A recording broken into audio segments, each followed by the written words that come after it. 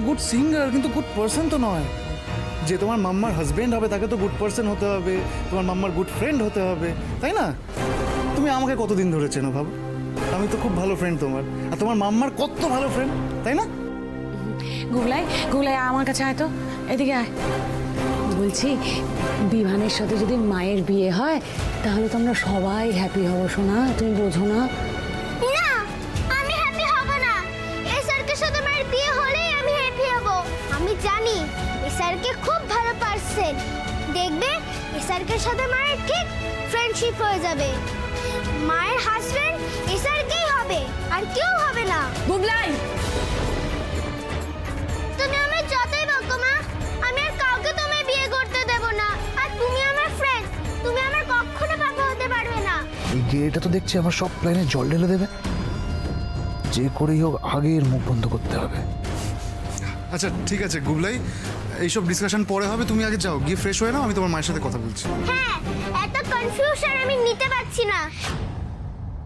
তুমি মাকে বুঝিয়ে দাও ফ্রেন্ড, মায়ের হাজবেন্ড শুধু এসআরকেই হবে, ব্যাস। কি বলছে বাবা? গুগলাই দাঁড়াও, গুগলাই দাঁড়াও, গুগলাই কি বলছে ও? মাথা খারাপ হয়ে গেছে নাকি?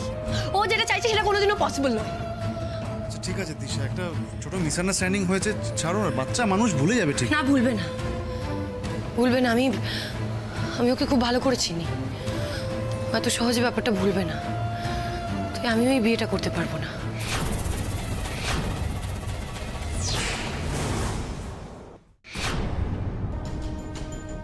$50,000 টাকা দিলাম, এই টাকাটা নাও, গানটা সেল করে দাও।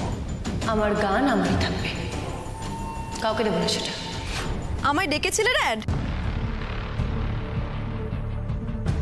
একটা হেল্প করতে পারবে? এইভাবে কেন বলছো ড্যাড? তুমি অর্ডার করো আমাকে। তুমি তো জানো ড্যাড, আমি তোমার জন্য সব করে দিতে পারি।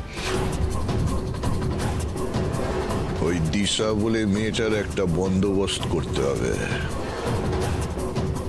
মানে এক্স্যাক্টলি কি করতে বলছো ড্যাড?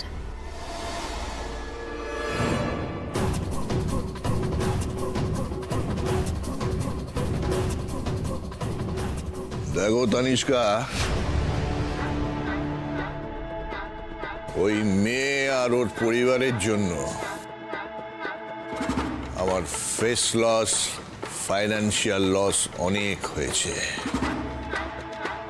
সেগুলো তো আর রিকভার করতে পারবো না, কিন্তু ওদেরকে আমি এমন শাস্তি দিতে চাই যে সারা জীবন সেটা ভেবে ওদের অন্তরাত্মা কেঁপে উঠবে।